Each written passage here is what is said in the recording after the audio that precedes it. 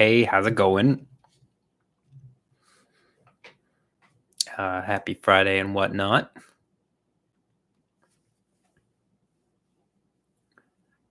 As per tradition, uh, starting by wondering what I was trying to do with my hair. It's at a point where I need to either decide to get a cut or let it go long, because I don't really know how to style it at this point. Anyway, um, I feel like it's been a while since we did a stream, even though it's not any longer. It feels like a lot's happened since the last one. Um, what's happened? I've been hard at work editing my next video, um, which is it's another long one. I seem incapable of making a video that's like under an hour these days, even though my last one about Tubi was under an hour. Anyway, um, this one wasn't supposed to be a massive research project. It was about two different takes on conservation vis-a-vis the Jurassic Park trilogies. The first one having one take, and then the second trilogy having a completely different take, and comparing and contrasting them. But then it just quickly became a uh, half the video is taking on Michael Crichton's. He's not. I think I might have talked about this on the last stream, so I'll keep it brief. But like, he's not technically he's not a climate change denier because he was like, absolutely the world is getting warmer and absolutely humans are a contributing factor, and urban city sprawl and our carbon emissions and all those things are making it go up, and we should do things to mitigate that, but everybody needs to calm down. It's not a big problem and nobody really knows what's going to happen anyway. And so he's like, he's not technically a climate change denier, but all the climate change deniers are the ones who quote him and like parrot his opinions. Um, and when I check his sources, the people that he would cite, I'm seeing like Jordan Peterson cite them and the National Review cite them, like all these super conservative, stupid people, for lack of a better term for Jordan Peterson. So anyway, he's and like examining that and where it comes from, and there aren't a lot of YouTube videos about his beliefs by people who know he was wrong. What do I mean is if you type into YouTube Michael Crichton climate change, it's all just like either just raw speeches that he made or people agreeing with him that climate change doesn't uh, isn't going to affect anything. Lindsay Ellis is like one of the few YouTubers I was able to find who did. She did a video not primarily about his beliefs on climate change, but she did a video about like the Jurassic Park novel and the film, and she briefly touches on his beliefs and like where they came from and why someone like him would fixate on this particular interpretation. That anyway, so that's what half the video became as I was scripting, and then of course I read 3 books in preparation. One of them didn't even just wound up being deep background. I didn't find a place in the video to like fit it, but so anyway, it wasn't supposed to be a big giant video, just like the last episode of Saurian Cinema wasn't supposed to be gigantic, but it becomes this big research project. And don't get me wrong, I love big research projects. I like making big videos, but it takes forever.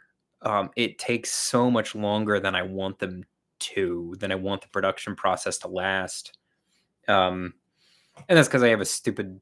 Not that my day job is stupid, but the fact that I need a day job is frustrating at this point in my life. And lately, over the last month, it's been especially grating. Even though my job is fine, my day job is fine. I've had far more miserable day jobs before. They don't mistreat me at my current day job, but it's not what I want to do. And I don't know. I've been in the workforce for 12 years now, and uh, I don't know. The word might just be burned out, but I'm not burned out on projects. that's what keeps me going. That's what feels invigorating. Um, Burnt out on just clocking in at 8 and clocking out at 5 and trying to squeeze a satisfying life into the couple of hours around it. Anyway, I shouldn't complain about, and then I feel guilty for complaining about it to the people who give me money to do this. So thank you, though. Thank you for that. It makes it so much easier to find free time and to justify time to spend on projects with even just a little bit of money coming in from it. So thank you very much. Speaking as a fan, I do always enjoy your long videos. Thank you. And that's the thing. I'm always worried. I'm like, oh, this video is going to be too long. Nobody's going to want to watch it. But like when H Bomber Guy uploads a 3-hour video to YouTube, I'm like, yes. So like my front brain knows nobody's going to be put off by the length of a video, but my lizard brain is more nervous about it. Sonatira says, how did you not end up in academia? Well, for the longest time, I did want to be a teacher, like literally like a high school teacher. And then I was like, well, film professor doesn't sound that bad.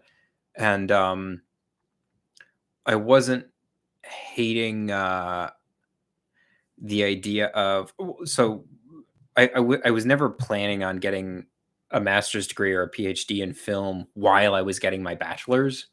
But then I graduated from college and I spent about a year and a half at the worst possible job for me. This is like the deep channel lore. I used to talk about it a lot. But I left that job in 2017, so it hasn't come up a lot since. But I was at a job that ground me to dust for 4 years and 8 months. And it was in the first year there, I did apply to get into some PhD film programs just in Chicago because I didn't have any money, and so I couldn't afford to move to a new city just for school. So there was only two or three PhD film programs in Chicago, and I applied to them all. And I applied to my alma mater's PhD film program, the University of Chicago. I was a graduate with honors from their undergraduate program. So I was like, how far fetched is it? And they were like, absolutely not. they were like, we won't let you get into our PhD film program, but we encourage you to apply to our master's program, with the big difference being PhD programs are paid and master's programs are not. So they were like, we're not going to pay you to study, but you could pay us if you want. And I wasn't about to do that. You can't do anything with a film studies degree that isn't just teaching other people about film. And it felt very Ouroboros-y. I want to do things. I don't just want to teach. I'm not one of those people who says that those who can't teach. I have great respect for teaching and for teachers, and I wouldn't hate being a teacher. It's not that people who teach can't do, but I want to do things more than I want to teach them, if that makes sense.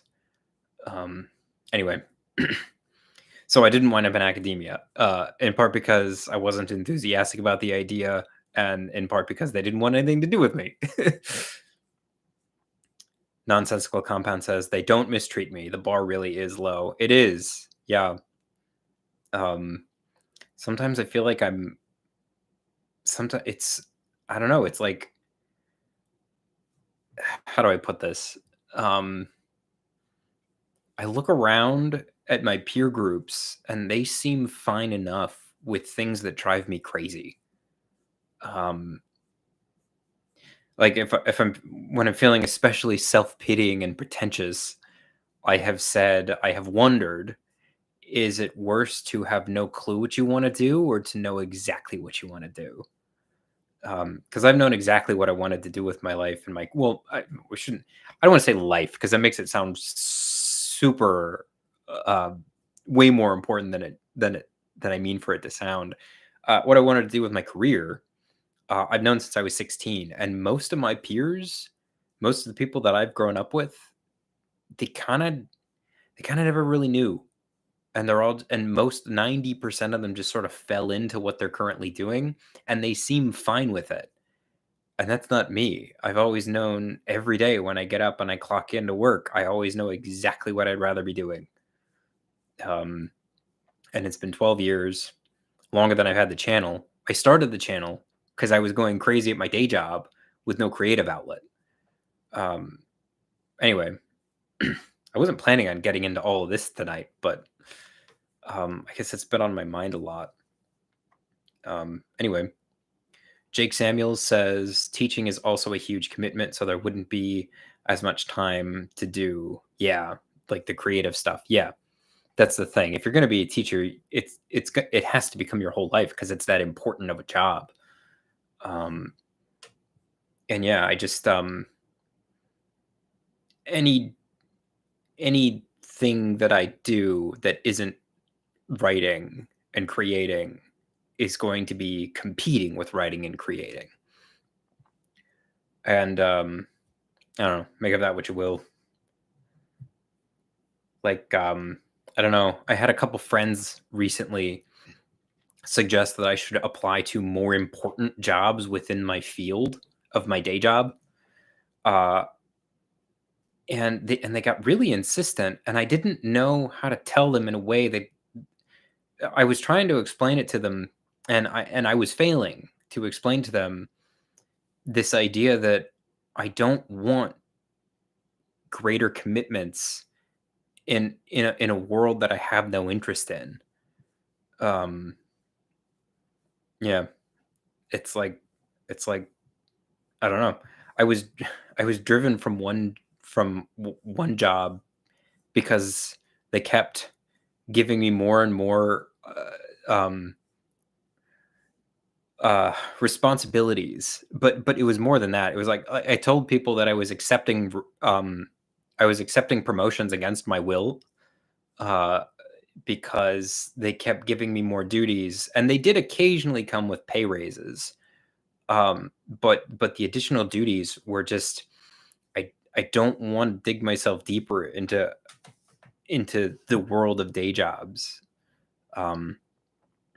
Anyway, great. I'm happy that I'm able to pay bills with my day job, and like I said, and like my current day job, like when I'm done with my work, they leave me alone, and that's great. I've never had that before at a day job. My previous two jobs, there were one of the, there were those kinds of employers who were like, "There's no such thing as downtime," and the really awful employer I was at, from 2012 to 2017, they treated all their employees with active hostility. They treated their employees like we were all trying to scam them into paying us. um, anyway, I don't know where I was going with any of that. Sparky Upstart says my first major starting university was teaching. And in the very first class, they basically told us our life was over and this would consume us. And I get where they're coming from, but also not sure why they were surprised that a bunch of people in that class changed majors after that semester. Yeah, I saw a Tumblr post the other day that was like a professor announces on day one, he says to the class, 85% of kids who take this course fail.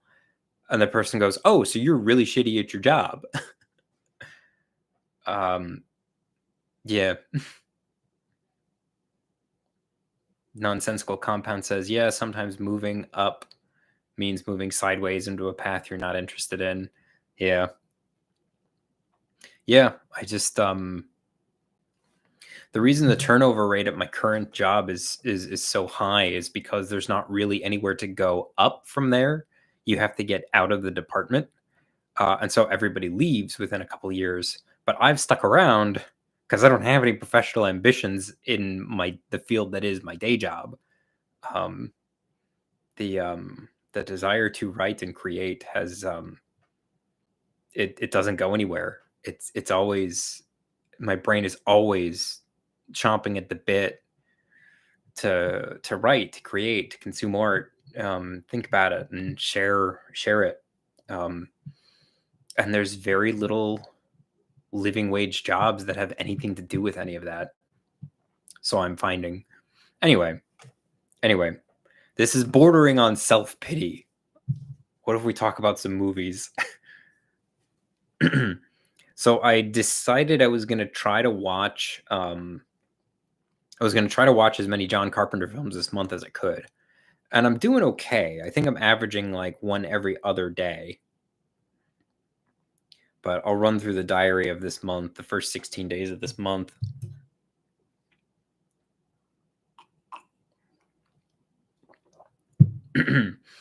So I watched Christine, which is a John Carpenter film from 1983. It's the film he did right after The Thing flopped.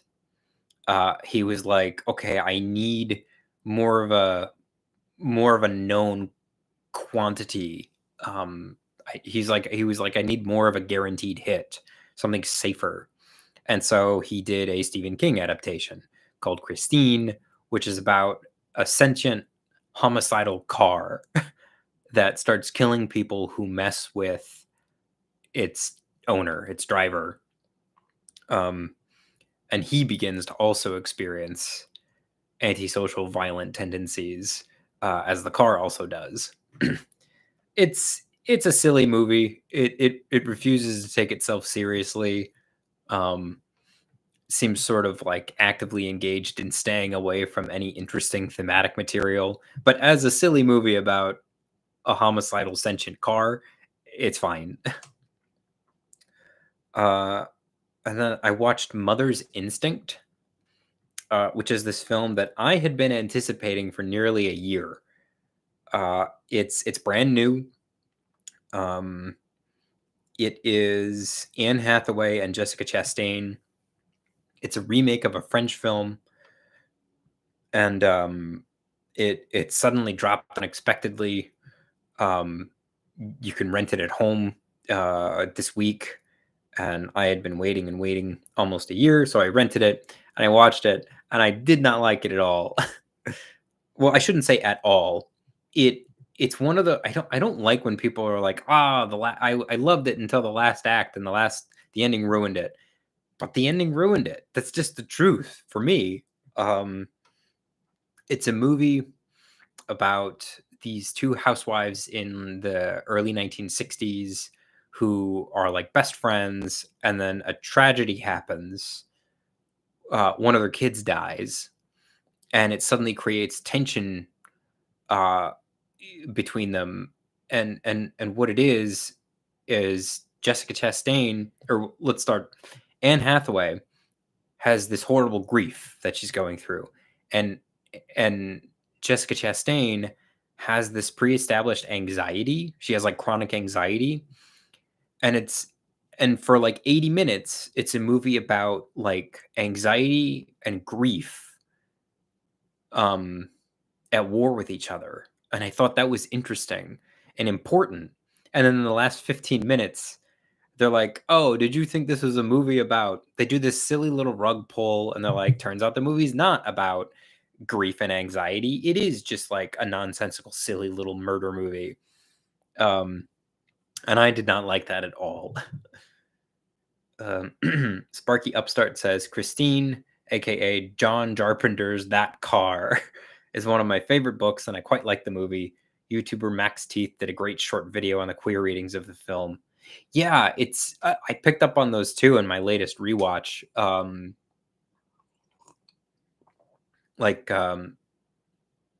haven't watched the video, but I will, because it sounds like a really interesting reading. But I mean, I immediately noticed all the obvious stuff. Like he's the main character kid.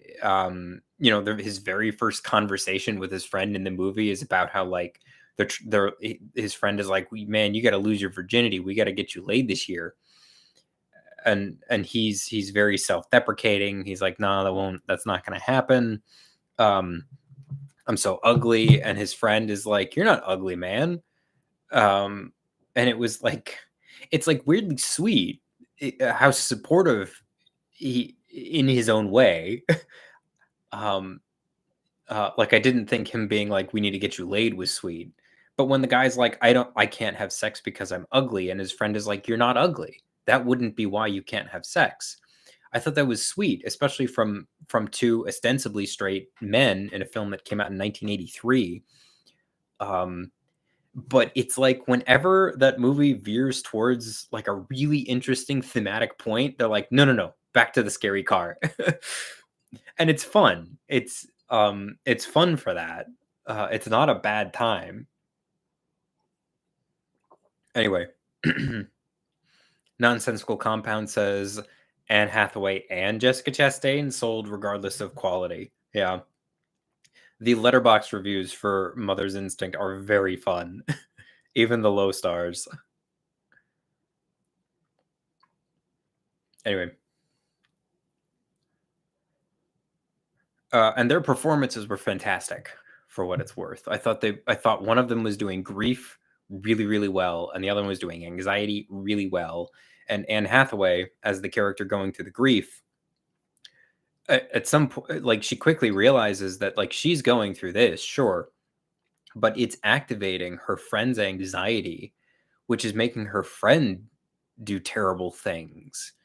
And it's like, and there's a how dare she in her performance, like how dare my friend make this about her when I'm the one who's going through the grief. But also there's this terrible sadness in her, like watching her friend disintegrate in the wake of this tragedy that isn't even her tragedy. Anyway, their performances were great.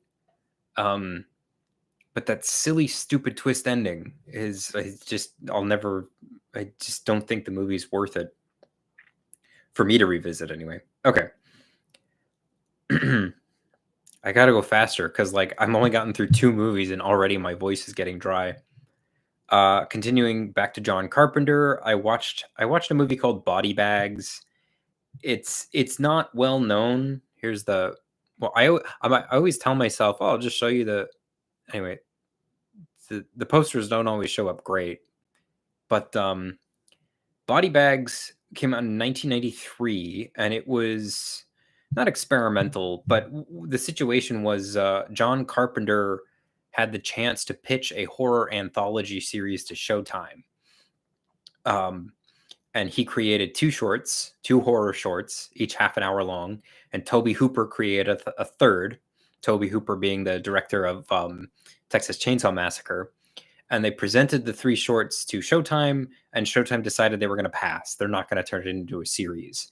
But they did release the 3 shorts in this horror anthology called Body Bags. I don't like it.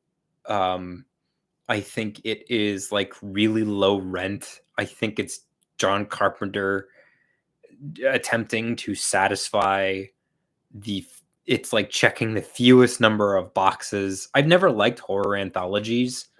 But this one just seems like particularly low effort. It's like it's very like self-referential in a way that's really annoying. It's like, look at John Carpenter referencing all these John Carpenter films, and I'm like, that doesn't impress me. I too have seen John Carpenter films. Anyway, and they were all, I don't know, they all felt just a little too short to say anything interesting. They were all just kind of, I don't know. It's like 3 jump scares and a twist. Like that's what they felt like. 3 jump scares and a twist, and then they're out. Anyway, I watched Persepolis for the first time since it came out. I did see Persepolis in 2007, which is it's an animated film about a little girl who is living in Tehran during the Iranian Revolution of 1979, and then when the when the Islamic regime takes over, she leaves and she spends many of her formative years over in Europe, which is kind of the opposite of an Islamic republic or an Islamic dictatorship. And then when she's like 20, 21, she goes back to Iran. Anyway, it's an interesting movie. I was trying to find, I thought I'd read somewhere that there was like leftist chatter that wasn't crazy about it, and I went looking for it online, but I couldn't find it. All the reviews are overwhelmingly positive, everything that I could find.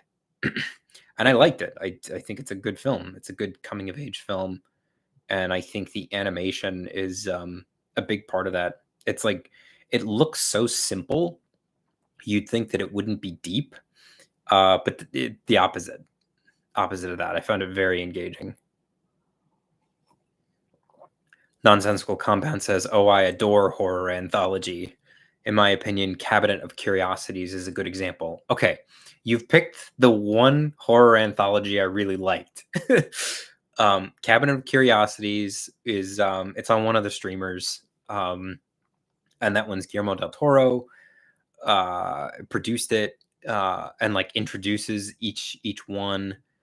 I watched them all, and they ranged all over the place in terms of quality. Like my least favorite ones were like I didn't like them at all, but the ones I did like were like 5 stars.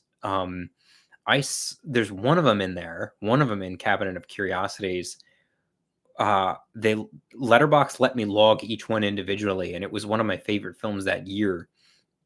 Is It's about the alien that takes over people's bodies, and it's horrifying stuff. And it all takes place in like basically one location, the morgue, and that one in particular made me think, this is what I want Animorphs to be like. This is what I want.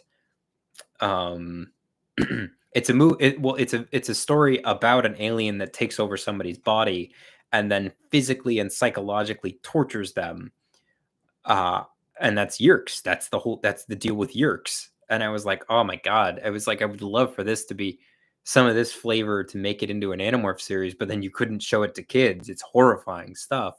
Anyway, but Cabinet of Curiosities is good. Okay, going further back, I watched The Fog, which is Carpenter again. It is what is it?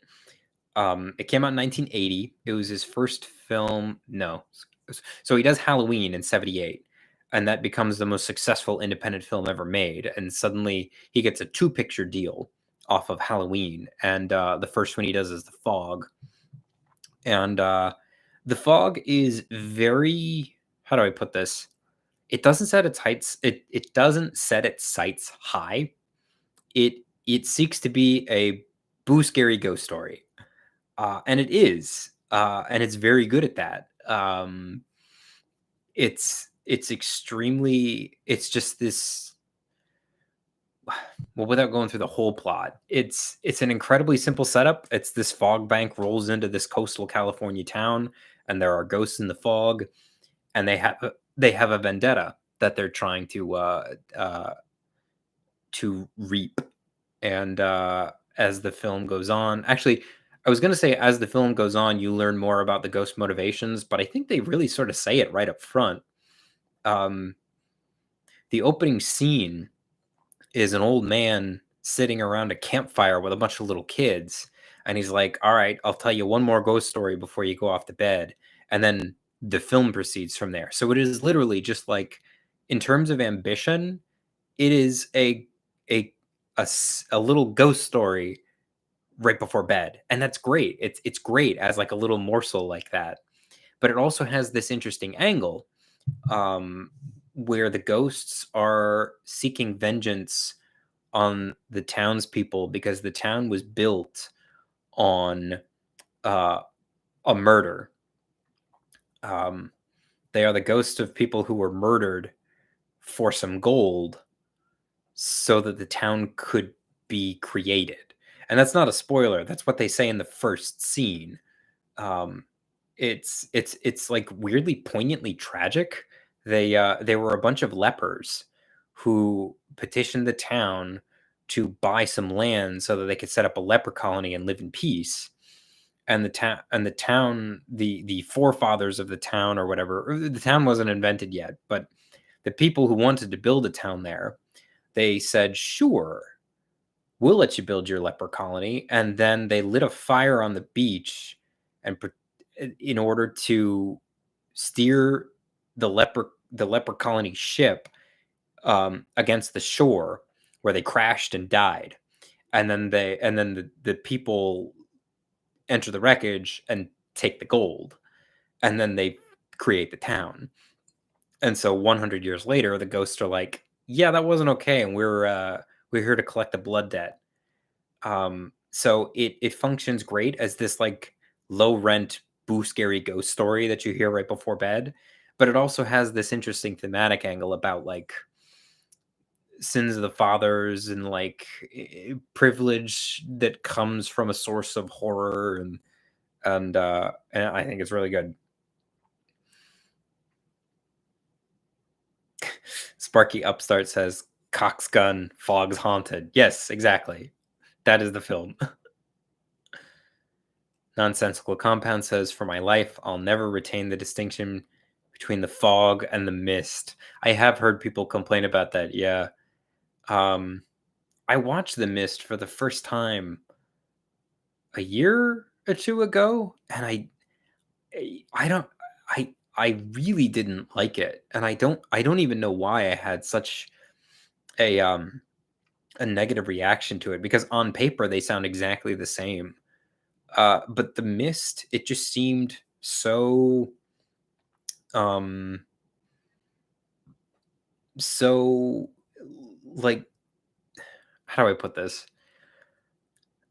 The word is contrived. The Mist felt like anytime something bad needed to happen per the conventions of screenwriting, something bad would happen. And all those awful things that happened felt really fakely constructed and forced and artificial, and uh that was The Mist for me. It just felt very insincere. It felt like a story about all these horrific things as told by people who had nothing to say about horrible things.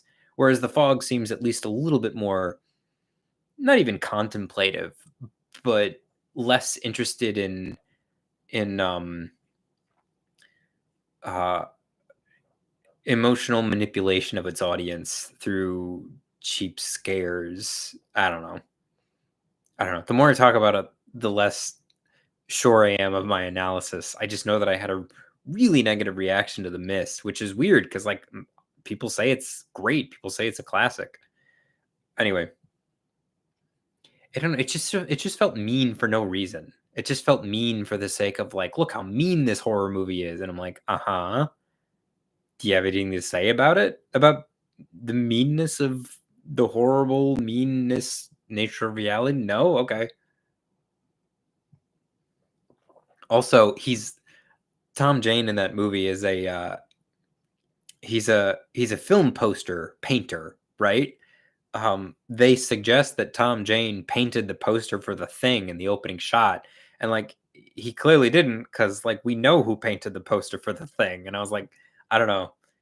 It is like, because I know that opening shot of like, oh, he did the poster for The Thing is supposed to like appeal to people like me who might like The Thing, but I'm like, no, you're just taking credit for somebody else's work. Anyway, anyway,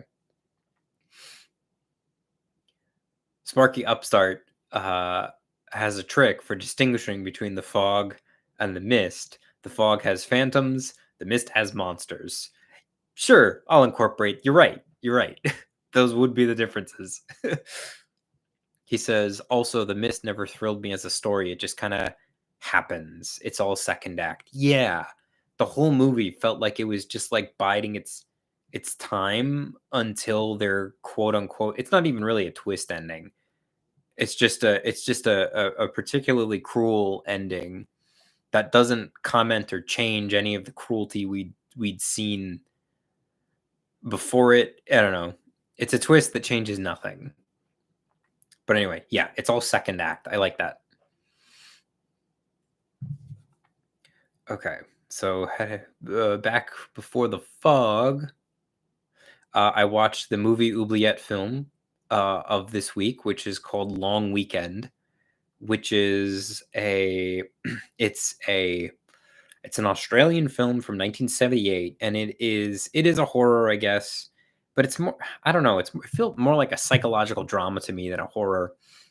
It's about this couple, a married couple, who are clearly they have big problems with their relationship. It's not like they bicker. It's that like it's suggested in the opening scenes that they have had affairs with other people recently. Um and they're heading out to a deserted beach for a long weekend to try and like sort their baggage out. And that does not happen. They are I guess it's sort of, as we find out more about what they've done to each other, it becomes clear that like there's no coming back, there's no repairing the relationship. Um, they certainly don't have they don't have the emotional skills or even necessarily the inclination to fix what has happened. And that was the most interesting angle in the film to me. But in addition to all of that, there is also this B plot about nature is trying to kill them. like like literally it's an eco horror. Like Tasmanian devils appear and are like menacing them, and like a possum crawls out of the woods and bites the guy's hand, and um what else? There are like shark and crocodile scares. Uh and they are generally abusive to nature back. They're like tossing their cigarettes into the brush and starting fires. Um, one of the first things they do when they reach their campsite is the husband starts chopping down a tree, and his wife looks at him and is like, "Why are you chopping that down?" And he goes, "Why not?" Um, and so yeah, I was more interested in their emotional baggage, but the film was more interested in like concocting different ways that you can die in the Australian bush, which there is no shortage of. Anyway, I give it 3 stars though. I liked it. And then I watched a film, a very popular film, 21 Jump Street, the remake from 2012 with my brain wants to say Michael Cera. It's not Michael Cera, with Jonah Hill and Channing Tatum. Um, I've seen this movie before. I didn't like it the first time I saw it. I don't really like it the second time I saw it. Um, it I don't think it really works as a cop film. I don't think it works as an undercover film. I don't think it works as a back to high school film. I think it's just kind of like taking these genre films and like shoving them all together and gluing them together with these little gags, and then after like an hour and 40 minutes it's over, and then you never think about it again. And it was such a waste of Brie Larson. I'd seen it before, but when Brie Larson showed up in the movie in my latest rewatch, I was like, Brie Larson is in this? And I was like, well, I had to have known that. I've seen this before, but she was just so wasted. Anyway, okay, and then back to Carpenter. Um, oh wait, Nonsensical Compound says, to be honest, impressed you gave it a second chance. I would not have been that generous. Truth be told, it wasn't my choice. Somebody else picked that one, and I was like, all right, I'll give it another shot. And I was like, no, I still don't like it. Okay. And then back to Carpenter, I watched Escape from New York, which is one of his most popular films, one of his most famous. And I'm just gonna read what I wrote on Letterboxd for this. This film jumps a whole ass star rating every single time I see it. The first viewing, I thought it was just a random episodic mess, 2 stars. The second time, I thought, well, at least each episode is entertaining, 3 stars. But after this watch, I'm just like, Snake Plissken is the coolest man that ever lived. He's got one clear goal within a set of increasingly dangerous but well defined constraints. You always know exactly when he's gaining or losing ground, and the complications are as weird as they are fun. 4 stars. I bet when I watch it a fourth time, it'll jump up to 5. And that's my opinion of Escape from New York. Every time I watch it, I love it more than the last time I saw it. It's so I've been trying to think of ways to summarize Carpenter's filmmaking style, and I think Scorsese had a beat on it that I think is really good. Scorsese said that every piece of John Carpenter's films feels homemade, but in a good way. Like every, and not just like the props and the costumes, but like every cut feels homemade. It feels very, if like all of his films feel like there's very little studio interference of any kind. It's all just like, it's just like all of his films have like a bunch of friends with a camera vibes, again, in a good way. Um, and it's like his movies are like some of the least pretentious films that grossed over $200 million I've ever seen. Grossed over $200 million in the 70s. Um, they're just so unpretentious. They're just it's like he writes a lot of his own material, especially in his early career, and it's almost like he sits down and is like, "What's the coolest thing that can happen next?" And then that's what they go film.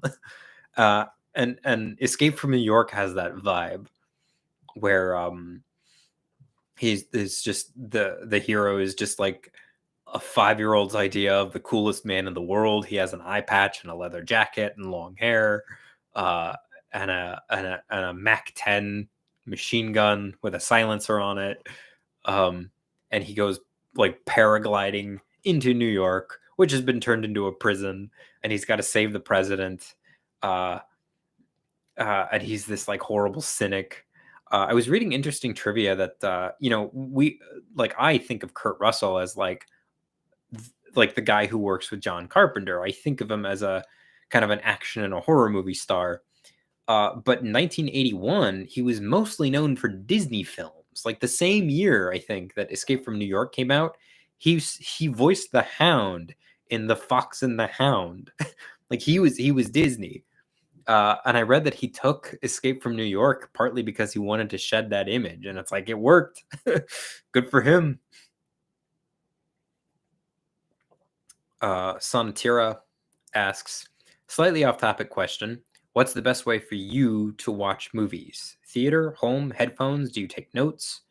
So I can answer your questions backwards. I don't take notes when I'm watching movies. Oh well, I should. Okay. I'll take notes on like 5 movies a year. When I'm guest starring on Movie Oubliette, I take notes. And when I watch movies that I'm going to discuss in detail in a film, they're in a video. What I usually do is I watch the movie without notes, just to watch it as a civilian, if you will, and then I'll watch it a second time and I'll take notes. That's what I'll usually do. Um, but yeah, if it's just like for enjoyment, um, I anytime. What am I trying to say? Uh, um, I do this because I enjoy it. Uh, like talk about movies, make videos about movies, and taking notes is not the part that I enjoy. So I always try to watch it at least once without taking any notes, um, before I take out pen and paper. Anyway, what's the best way to watch movies? So I'm not crazy about theaters because I don't like big crowds of strangers. And people, especially like my film professors, were like, you have to watch it in a darkened room with a screen bigger than you. And they're like, it's not even really a viewing experience if you're home watching it on a TV. And I'm like, okay, but like people walk in and they'll sit in front of you, or they'll be making too much noise, or they come filing in after the movie's already started, and like that's so much more disruptive to me, to my viewing experience, than just watching it at home. Anyway, so theaters, like I love everything about theaters that is good, when the screen is that big, and when the room is that dark, and if you have a dead silent audience that who all showed up on time, great.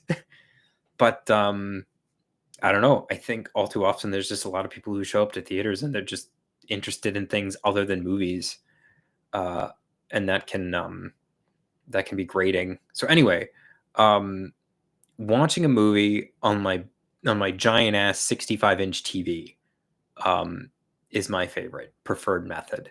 I don't usually need headphones just because the sound bar is pretty good at approximating surround sound. Um, and no distractions. Like ideally, like not touching the phone or anything like that. Um, I've gotten pretty good as of late, where if I find myself craving uh, grabbing a phone, um, it usually means I'm having a problem with the film. Um, anyway, take of that what you will. But yeah, I like watching movies. I like watching movies with people, just not if they're not watching. If that makes sense. I like so on a bit like on a 65-inch TV in my home with people I like. I think that's the best way to watch a movie. Okay, and then we got 4 films left before we reach the beginning of August. I rewatched Halloween, which is possibly John Carpenter's most widely watched film. It's the one that put him on the map. For a time, it was the highest grossing independent film ever made. I think it was made for like it was definitely made for less than a million. I want to say it was like 700,000. It might have been half that, 350,000, somewhere in there, and it grossed like over 200 million. So it put him on the map. And it's the only film in college that is as much fun to analyze as it is to watch. Because just watching it, it's great at building suspense. It's got a really low kill count. Like for being one of the films that birthed the slasher genre, I think it's got one, two, three, four deaths in it, 4 on-screen deaths. Um, and what Carpenter is great at doing is stretching out the tension for longer than you thought possible before he finally goes for it. And it's violent, but it's also sad and it's poignant. It's about these kids who couldn't possibly have seen this coming. But it also doesn't feel like it's like mean for no reason. It feels like it's this like it feels like a sort of commentary on the way that horrible things just kind of happen to innocent people, and and sometimes it's as simple as the form as taking the form of just death. Um, there's a saying, there's an old saying that's like I can't remember exactly how it goes, but it's something to the effect of like death doesn't death doesn't knock, something like that. Um, and Halloween sort of feels like a meditation on that, or at least that's what it speaks to in me when I watch it. Is this idea that we don't decide when the tragedies hit, and we don't decide when something terrible is going to happen. It's thrust upon us, and then we kind of just have to figure out what to do about it. Um, and that's why it resonates with me on a thematic level, but then also stylistically, it's just really good at building, and then breaking tension. Nonsensical Compound says Halloween is one of the it's well worth the hype films from before I was born. Yeah, yeah, there are a lot of films that I was exposed to in film school that I watched it and I was like, this is really boring. But Halloween was not one of those. I think that's where my interest in John Carpenter started, is that my film school showing me Halloween. Pretty sure I saw The Thing at some point before that. I think The Thing was the only John Carpenter film I saw before college, though. But that's one of those films that's like, I don't even remember when I saw it first. It's just become so ingrained in me. Anyway. Okay, 3 left. I watched Kingdom of the Planet of the Apes, which I was really looking forward to it. I consider myself a big fan of the Planet of the Apes series, and I didn't like it. Um, I gave it 2 stars. I'll never watch it again. I'll read you what I wrote on Letterboxd. It just seems like the most lackluster premise imaginable for this series. It's not bad, but I wanted so much more. I'm pretty sure ape society actually went backwards with a 300-year time jump. I guess my main problem is that the protagonist is the most boring character in the film. Something bad happens to him in the first 20 minutes. He wanders towards a possible resolution for about an hour, and then all the side characters get the story over with in the last 20 minutes. And there's still another 40 minutes in there, but it's mostly just characters getting up to speed on details the audience has already known for several films. This series' problem for me has always been too much throat clearing, and this installment has more than the last 3 combined. That's my pretentious little letterboxed review. It just felt like, it's been so long since the last one. I thought they were gonna make it really different or do something big and impressive with it, and it felt like they were just like, I don't know, it just didn't feel very imaginative. It like the main character is the most boring character in the film. He's got a really boring quest, and he doesn't find out much. I don't know. It just felt very and like I didn't understand the time jump. Like at the end of the Caesar trilogy in 2017, the apes they all, I don't know. It's like they're using guns. They're like, I don't know. It just felt like with even there's a 300-year time jump, but for what reason? Like there's not, like if you're the screenwriter, why propose this 300-year time jump if the technology isn't different with the apes? And it's not like I expect them to develop a ton of new technology in just 300 years, but it's like, why though? Why have a time jump if it's just like we didn't see any super elaborate ape cities? Um, I don't know. It just felt very meaningless and directionless, and the story wasn't super interesting, and everything was taking way too long. I don't know. I was bored. I just thought it was boring. Sonatera says ape society has gone backwards in 300 years. You have higher expectations of apes than I do for humans. I did have high expectations for the apes, though.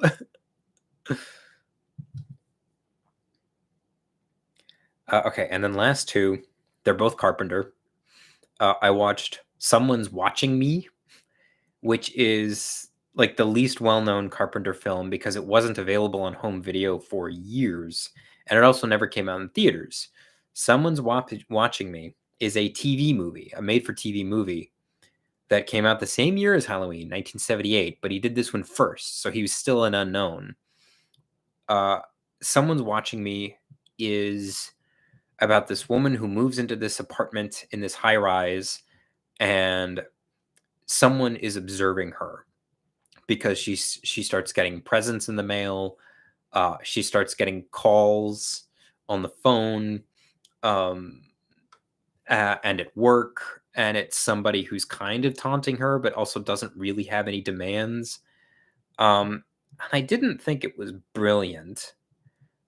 It takes an hour for her to draw the blinds, like an hour into the movie before she's like, I should draw the blinds. And I was like, what took you so long? Um, but it was interesting. Another good boo scary horror film. Not even horror, but a psychological thriller. Um, and they focus on because like the guy isn't making any threats. And at one point I was like, what's the fear here? But then it hit me like a ton of bricks as soon as I asked that. I was like, nobody should be observing her. Like it doesn't like he doesn't have to be threatening her life. It's still fucked up. That someone can observe her, that she doesn't have a right of privacy. And she says that in the movie. She's like, well, it's not about him trying to kill me. He shouldn't be doing this. And I was like, okay, yeah, that's an interesting take. They don't really play it up. Carpenter isn't good at zeroing in on. Well, I shouldn't say he's not good at it. He's not interested in zeroing in on a theme and playing it up for the audience. He might like gesture at a theme and then move on, but that's okay. That's fine. It gives you a lot more to think about after the film is over because it has clearly identified a theme, but it hasn't beaten it to death for you. So you get to do that, which is why I think films like Halloween are so interesting to think about because he'll point at a theme and then move on, and then you get to write term papers about it. But anyway, someone's watching me. It is finally available on Blu-ray, but I just paid to rent it digitally, and it was good. It was a fun little cheesy like reverse rear window where she is not observing somebody, but someone is observing her. Although, as I say that, towards the third act, she gets her own telescope and she starts to observe the building across the way, which again isn't played up. The fact that she is now doing what he is doing to her, they don't really play it up like that, but it is there, and it's kind of interesting. I'd just like to say for the record, I don't think my skin is this splotchy and red in real life. I think it's just the webcam. Anyway, until I booted up my webcam, I thought I was having a better skin day than this. Okay. And then back to August 1st, I watched Assault on Precinct 13, which is again John Carpenter. It's good. Again, not super high in ambition, which isn't an insult. I'm not knocking films for not being ambitious. Here, I like the letterbox review I came up with for this one, so I'll just read it. An excellent sophomore effort from Carpenter, consciously light on plot and characterization. The villains are practically zombies, and the heroes are locked in a purely reactionary fight for survival. And the action doesn't always make a ton of sense. There are too many people peering through windows when they know that there are snipers out there. But the vibes are immaculate. Nonsensical Compound says, for what it's worth, you didn't look splotchy to me before you said anything. I think we've all learned not to trust webcams in this regard. Haha. Yeah, I am my biggest critic. I've been trying to get better over the past year at I've said it in a couple streams before, but I'm trying to get better at I used to obsess over like, well, I can't film today. I have I'm having a bad skin day. Or and I do open every stream complaining about my hair, but like I kind of turned it into a joke, but it used to cause me real anxiety before streams. I was like, I don't like how I look. And this year I've been trying to get better at like, this is how I look. Like what do I want from me? Like, am I supposed to look different? This is my face. And I think I've been getting better at that. But I did just insult my skin though. I like my skin. It keeps all my organs inside. But Assault on Precinct 13 is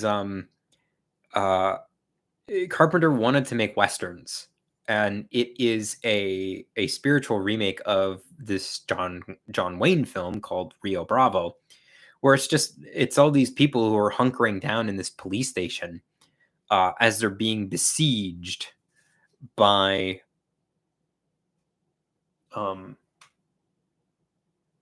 the paper in the corner of the room just crinkled for no reason. And at first I thought my cat was in here, but there is no cat. Anyway, I'm going to stop thinking about it.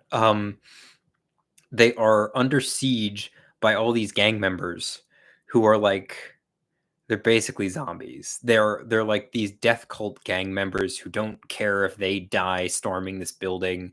So like psychologically, there's not much to the film, like, in terms of, like, character motivation. It's just all these people wanna kill everyone in the building, and all the people in the building wanna live.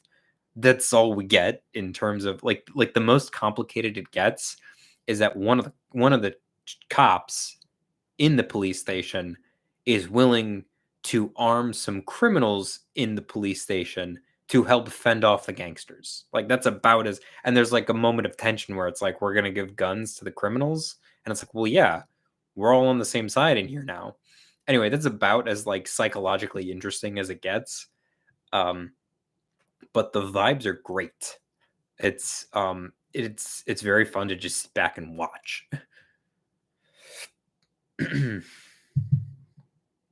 Nonsensical Compound says Ghost. Yeah, it's like I would, if ever there was going to be a ghost to show up on stream, it would be during a discussion of John Carpenter.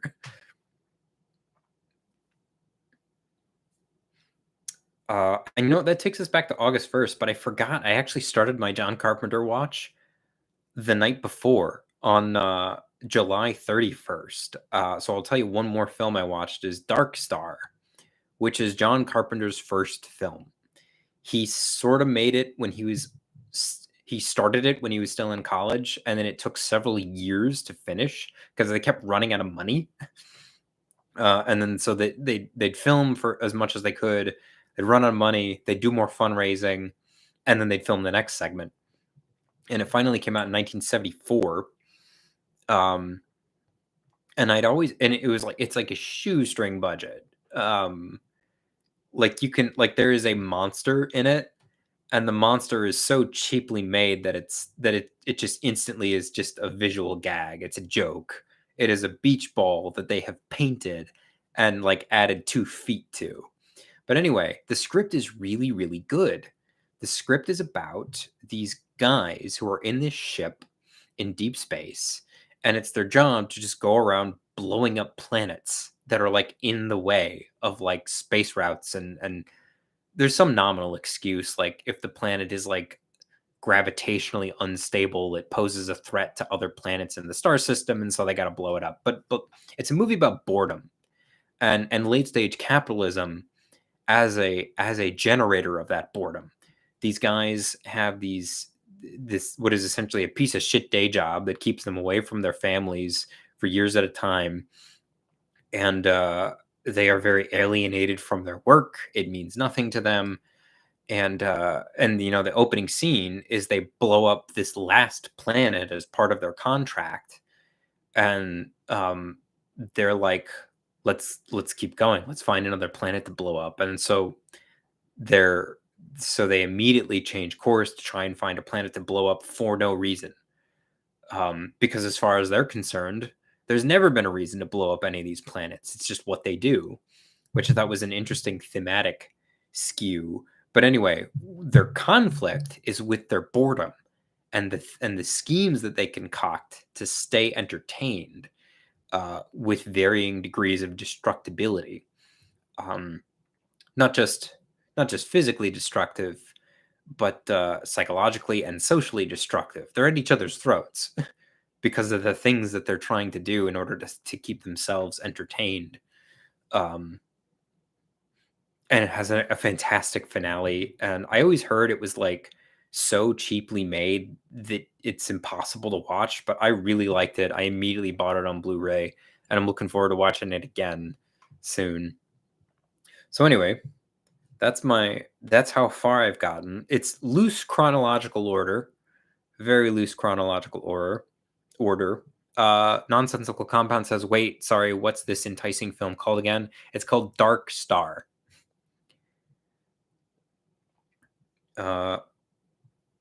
Okay, I'm just going to check and see how many I've watched so far. 1, 2, 3, 4, 5, 6, 7, 8. And he's got a lot. He's incredibly prolific. I think I had 25 on my watch list, which isn't even every film he made. Okay, wait, I have to run through this real quick. He did, in 1978, he did 2 films. He did Someone's Watching Me and Halloween. And then he did an Elvis biopic, a 3-hour Elvis biopic in 1979, which I haven't seen yet because you can't rent it digitally, so I'm having trouble tracking it down. But anyway, um, that's 1978. He made 2 films. 1979, he made a film. In 1980, he did The Fog. In 81, he did Escape from New York. Uh, in 82, he did The Thing. In 83, he did Christine. 84. He did something in 84. What did he do in 84? And I'm sorting. I pulled up John Carpenter's page on Letterboxd. Now I'm sorting by year. In 84, he did Starman. 86, he did Big Trouble in Little China. 87, Prince of Darkness. 88, They Live. And then he finally took his biggest break of his career between 88 and then his next film didn't come out till 92. But that's 1, 2, 3, 4, 5, 6, 7, 8, 9, 10, 11 films in 10 years. He was incredibly prolific. I wish I could make 11 films in 10 years. Anyway, I'm having a lot of fun rewatching these John Carpenter films. I don't know what struck me. I've been craving, I noticed I had been craving rewatches of like 4 or 5 of them. And I was like, I still have some blind spots I need to fill in. I hadn't seen Body Bags. I hadn't seen Someone's Watching Me. I still haven't seen Vampires or Village of the Damned. Granted, these are pretty low rated John Carpenter films, but I find his filmmaking style so charming and consistently interesting that I just want to watch them all.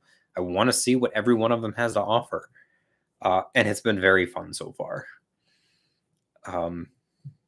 Something else about John Carpenter is I don't have a video in mind to make about him, in part because he's a very well-studied filmmaker.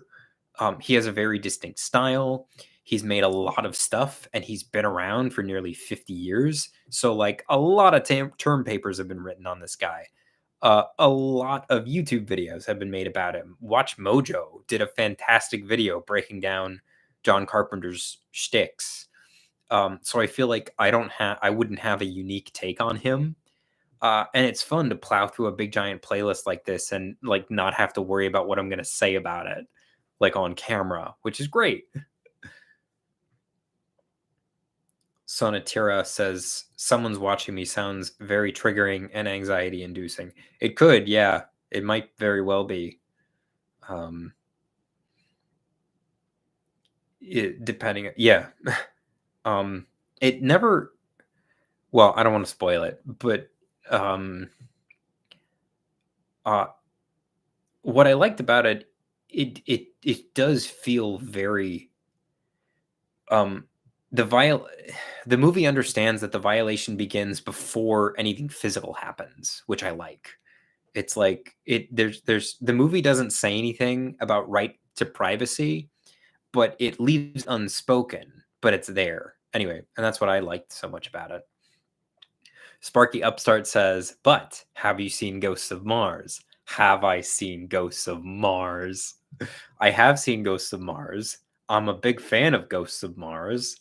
I honestly don't know why everybody says they hate it. It's one of John Carpenter's least lowest reviewed films ever. And Movie Oubliette did an episode on Ghosts of Mars, I think 3 years ago. And they had Sandy King Carpenter as a guest on that episode. And I was like, okay, if Sandy King Carpenter is available to do an episode on Ghosts of Mars, you go with Sandy King Carpenter. But I wish it had been me because they didn't like it. Dan and Conrad did not like Ghosts of Mars, and I feel like I could have turned them. I could have given the speech that made them understand. I don't even remember what their objections were, but I really like Ghosts of Mars, and I'm very much it was he made it relatively late in his career. It's already 23 years old. It came out in 2001, but he's only made one film after Ghosts of Mars, really. Anyway, so it's going to be one of the last movies I watch because I'm going in rough chronological order, but I can't wait. I already have it on Blu-ray. It's right behind me. But yeah, on next stream, I'll talk about the next half of John Carpenter's filmography, and Ghosts of Mars will be in there. So anyway, with that said, my voice is really scratchy. I actually made it past an hour tonight, which is good for me. One other thing I wanted to mention, I was originally really itching to go watch Alien Romulus this weekend. People asked me what's your most anticipated film of the year, and I told people Alien Romulus, and I was really looking forward to it. But the reviews have come out, and I know all the reviews are like generally very positive. I think it has like 89 or 91 on Rotten Tomatoes, but people are saying things about it that I know I'm not going to like. Anyway, I shouldn't even get into it before seeing the film, especially since I don't want to spoil anything for anybody. I have not seen it. I have read a spoiler or two, and I don't worry about spoilers. I usually don't enjoy a film as much as I ever will until the second viewing anyway. But anyway, I'll probably see it tomorrow or Sunday anyway. But I have downshifted my expectations a little in the wake of certain criticisms that people have leveled against it. Anyway, I'm gonna go have some tea with honey. And thank you all for hanging out and listening to me yap for an hour. Before the next stream, there should be a new video out, and it's looking to be about 75 minutes long. And I like it. It's very me. In the way that it starts talking about the Jurassic Park series and various interpretations, and then it's like, let's talk about Michael Crichton and was he a climate change denier? It has one of my favorite hard transitions I've ever done. I say to the camera, I'm like, so was Michael Crichton a climate change denier? And then it smash cuts to an intertitle that says part 3. Yes with an if, no with a but. And I'm very proud of that. Okay. Have a great weekend, everybody, and I will talk to you on a stream next month. But you'll hopefully hear a lot from me before then. Goodbye.